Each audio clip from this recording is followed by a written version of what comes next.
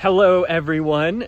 Welcome back to another Live at 5. I am your host, curator Kevin Adkisson, coming to you today from Cranbrook House, the estate of Cranbrook's founders, George and Ellen Booth. Today, I wanted to do another closer look at an individual object in the Cranbrook collection, and that would be the Turtle Fountain from either 1924 or 1585. Depends on if you want to date it to the original Turtle Fountain or our reproduction. It is a beautiful day here in Bloomfield Hills. The heat has slightly dissipated and the sun is shining after a little bit of a sprinkle. We're standing in one of the terraces of Cranbrook House. And so up on top of the hill, behind this magnificent tree, is Cranbrook House. Many of the volunteers of the House and Gardens Auxiliary work on maintaining all of these gardens. In George Booth's day, there were dozens of landscapers and designers and gardeners who were helping to maintain all of these terraces.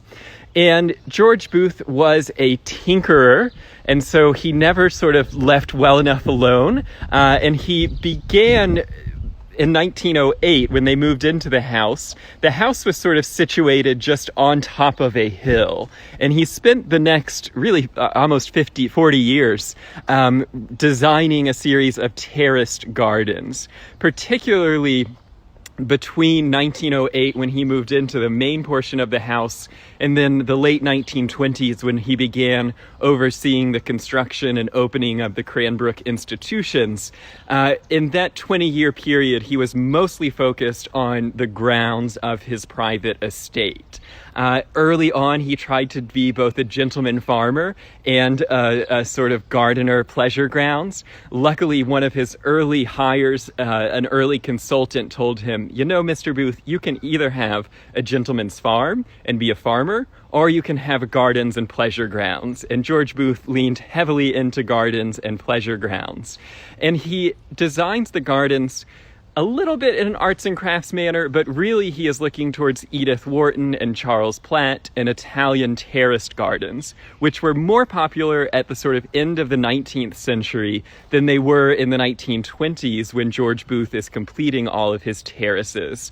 But it's the style that he liked, and so as you will see around Rome and in Tuscany, he terraces the hill into a series of flat different shaped sort of rectangles, squares, circles, and then they connect with stairs and balustrades. And so he completes most of the terracing projects by 1930. This terrace was added about 1922. And so he was hunting for a fountain to go in the middle of this new circular terrace. And if I stand here and then turn around, you'll see that, like any good Italianate garden, it is placed within sort of symmetrical relationship to the next terrace. And so you look down on this much larger rectangular lawn that has the 4 urns on the other side, and then you can see up to the sort of lunette-shaped terrace, a semicircular terrace right outside the house. Now, in 1924, George and Ellen Booth, as well as their son and daughter-in-law, Henry Booth and Carolyn Farr Booth, were taking a trip to Europe, and they stayed in Paris for a few weeks and then traveled down by train to Rome.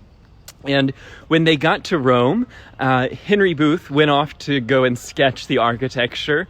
Ellen and Carolyn went off to go and see some of the shops and see some of the tourist sites. And George Booth went to work looking for his fountain. And he had actually seen a fountain for sale that he was interested in years before in Rome. And so he knew where to go and search for the fountain. And so he went to the Galerie Sangiorgi in Rome, which was a major dealer in ancient reproductions, ancient Greek and Roman art, as well as Renaissance art. And when he got to the gallery, they did not have the fountain that he was looking for, but they did have this, the turtle fountain. And so George Booth purchased the turtle fountain in February of 1924 for a little under $5,000. If we were to just translate that direct cost from 1924 to today, it would be $75,000. So it was not a cheap purchase in 1924. It shipped here to Cranbrook in March of 1924. It took 18 crates to get the 10-ton fountain here to Birmingham Station. It shipped over on the SS Adriatic liner, and then I'm not sure how it made it from New York all the way to Bloomfield Hills, but it eventually arrived at the train station, and then George Booth had to haul it here and have it assembled. So it is a pretty faithful reproduction to the original. The original sculptor was Giacomo della Porta, who was, like many Renaissance artisans, both a sculptor and an architect. He would have called himself an architect first. Some of the projects that he worked after Michelangelo's death. He worked on St. Peter's Basilica in Rome. He built many different Roman churches and various large palaces around Rome and Florence. He also was a avid designer of fountains, and he designed some of the fountains in the Piazza Navona. Now, interestingly, the original turtle fountain by Della Porta stood in the Piazza Mattei, and the Mattei family were wealthy merchants, but this was one of the only fountains in Rome to not have a papal client, and so it was a private fountain. And in Rome, the original turtle fountain would have served as a water source for the region. And so the Mattei family were very wealthy. They built a new palazzo, and they built a new square in front of it. So they overhauled a sort of corner of Rome and then centered it on a fountain. Unfortunately for the Matteis, their land was high up in the city. It had a high elevation above city water. And so the way that these fountains work here in Michigan, and most fountains that you'll see have mechanical pumps. But of course, in 1585, there was no mechanical pump that would have run just a fountain. And so it had to be lower than whatever the source of water was. And the fountain actually wasn't low enough, or it was too close to its source of water, and so it wouldn't fill up with water. So in the end, in the original, they actually closed all of these places, and they also removed 4 dolphins from up above. So in the original sculpture, there were marble dolphins that these young men were holding up. And the dolphins sprayed water, these dolphins sprayed water, and then you can see the little putti, the little angel faces, also sprayed water. In order to deal with the fact that no water was coming out of the original turtle fountain, they closed all of the secondary dolphins and just did a single spurt of water coming up that then would fall through the faces down the side. So as I mentioned, originally, there were 8 dolphins. So here we have the dolphin here. And if they don't look like a dolphin, that's because we're looking at ancient Greek stylized dolphins through the eyes of ancient Rome and then adapted in the Renaissance period. So we call these dolphins, even though they kind of look like mustachioed fish. There are 4 down at the base. There were originally 4 more up there. And after the 4 at the top were removed, it was thought that the whole fountain looked a little bit strange because you have these 4 youth, these 4 adolescents who were holding nothing up. And if you notice, the adolescents are in the contrapposto pose. So think about David by Michelangelo, who is standing on one leg and the second leg is relaxed. And it's very unusual to see this position of a figure. And these young men were sculpted by Taddeo Landini, who was a noted Renaissance sculptor. And Landini is thought to be sort of at the transition of the Renaissance into the Mannerist period, just because of the sort of strangeness of these positions. Other people who thought it was strange at the time, though it was commended as one of Rome's most beautiful fountains, was the great architect Giovanni Bernini. And you know Bernini from completing the baldachin in St. Peter's Basilica with the crazy curlicue columns going up. And Bernini, who helped complete St. Peter's. He was one of the Renaissance great architects. Bernini looked at this fountain and thought, okay, they're holding the dolphins down here. They don't have dolphins up here anymore. They need to have something that these gentlemen are supporting, or else they're just sort of arbitrarily throwing their hands up. And, he didn't want to look just like a dance party. And so Bernini comes in and he cast turtles, which give us the name, the Turtle Fountain. And so you see here that there are 4 turtles being held aloft and sort of placed up on the fountain. And one interesting thing about Bernini, who again was an architect who did sculpture, was that he was known to cast animals from life as part of his sculptures. And so it's thought that these turtles are actually cast from turtles that Bernini found or had in his collection. And what's wonderful about the turtles being placed there, it not only gave the fountain a new name. Instead of being called the Mattei Fountain, it became known as the fountain Fontana delle Tartarughe, which is actually tortoise fountain, but in English we call it turtle fountain. It gave a new name, but it also set up this interesting sort of meaning to the fountain. So a lot of Roman fountain, especially papal fountains, are meant to teach lessons. So they're either meant to teach biblical lessons or ancient Greek and Roman mythology. And so now that it's set up with the dolphin below and the turtle at the top, it embodies the concept of fastina lente, or make haste slowly. So you have the slow tortuga at top, and then you have the fast dolphin down below, connected by the bronze adolescents in their contrapposto pose. It is all rising up out of this very ancient vessel shape. So you have this sort of inspired by ancient Rome, the sort of crater in the center, and then they land in these wonderful conch shells. And you can see the way that the marble has been, has all the veining in it, and this, it's really buttery texture. Ours is made out of Verona marble. The original in Rome is actually made out of African marble, which would have added to that sort of sense of exoticism in the generosity of the Mattei family. The one in Rome sits in an octagonal base that has a very sort of mannerist, shapely base. Ours is just in a giant circle, and the circle is here 18.75 feet, so 18 3/4 feet wide. And so when it's entirely filled with water, this fountain holds 26,836 gallons of water. We probably will not be filling the fountains at Cranbrook this year, which should save us 19,000 gallons worth of water in the budget. It is about 3.5 feet deep, and then the water comes pouring down. Is it turtly enough for the Turtle Club? I think so. I definitely think this belongs in the Turtle Club. And thank you for the turtle emojis. That's great.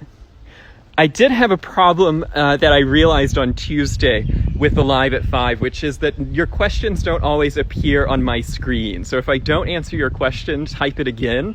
I was sad to see on Tuesday how many questions I was never given by the matrix, by the algorithm. So I wanted to show you a couple of other things that George Booth bought on that same shopping spree at the Galerie Sangiorgi. The big purchase was the almost $5,000 fountain with its $500 shipping cost, but he also bought 2 other things for the gardens. And so as I stand in the middle of this terrace, you see how all of these sort of axes line up and come down. And most of this is planned by George Booth. He has 3 different landscapers who are involved here, professional landscapers. But when it comes right down to it, he never did a master plan. He was always tinkering and adding terraces. And when he bought the Turtle Fountain, he also bought, I believe, these 2 travertine urns. He already had 2 urns that he had purchased from the gallery earlier. and he ordered 2 more. And so you see that there are 4 travertine urns. Without going into Cranbrook archives, I couldn't verify that these are the exact ones from that receipt. But I believe they are, because I don't know that there are any other travertine urns. And I should mention, where did the reproduction actually come from? So it was from the Chirazzi Foundry in Naples. And the Chirazzi Foundry had gotten its start in the 1870s.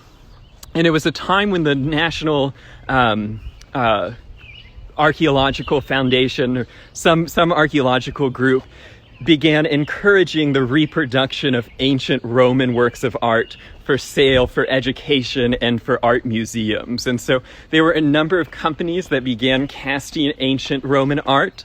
The Chirazzi Foundry in Naples became the largest, with hundreds of master bronze workers, but then also master marble carvers in other sort of ancient skills. And so when they made the turtle fountain, they produced the marble base, they produced the bronze castings. And really, 1924 was the high point of the Chirazzi Foundry. They first came to America at the 1904 St. Louis World's Fair, where they had the most award-winning of exhibits and really were sort of introduced to the American market. Some of their most famous pieces, or most famous clients, were people like John Ringling in Sarasota, and the Ringling Museum does have a copy of the Turtle Fountain as well. Later, J. Paul Getty in the 1970s sort of helped the rebirth of the Chirazzi Foundry. It's still in existence, but the Getty order was the largest order they had had since World War II. There are other turtle fountains in America. There's one in San Francisco on Nob Hill that was moved from a private estate in San Francisco into a public square. And then there's also one at the Elms Estate in Newport, Rhode Island, another copy of the Turtle Fountain.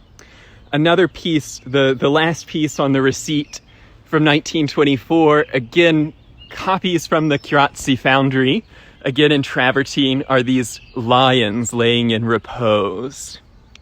And so these 2 lions, as well as the 2 vases and the turtle fountain, were all purchased by George Booth in February of 1924.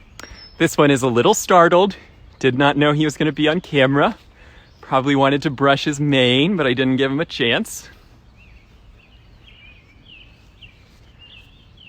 So I think that's about all of the fun facts that I have today with the Turtle Fountain. I think that I'll be back on Tuesday with another Live at 5, and I'm going to try and keep them like today's, where we're just looking at one object or one story. And then make sure that you're following us on Facebook as well, because Facebook is where we'll be doing more in-depth 45-minute to an hour-long tours of whole buildings. So if you missed the Institute of Science yesterday, there's 8 others on Facebook, and then you can find more of the Live at 5s here on Instagram, on IGTV. I'm your host, curator Kevin Adkisson. It's a delight to share with you some of these treasures of Cranbrook. I hope that you're enjoying the tours. If you have questions, if you have places where you want me to go and talk about next, just send me a message. I'm always happy to take suggestions. So I hope that you are all being safe, staying home, and when we reopen, I hope that you enjoy seeing more of Cranbrook with a lot more information and more of our history. So thanks for joining, and I'll see you next Tuesday, live at 5 o'clock.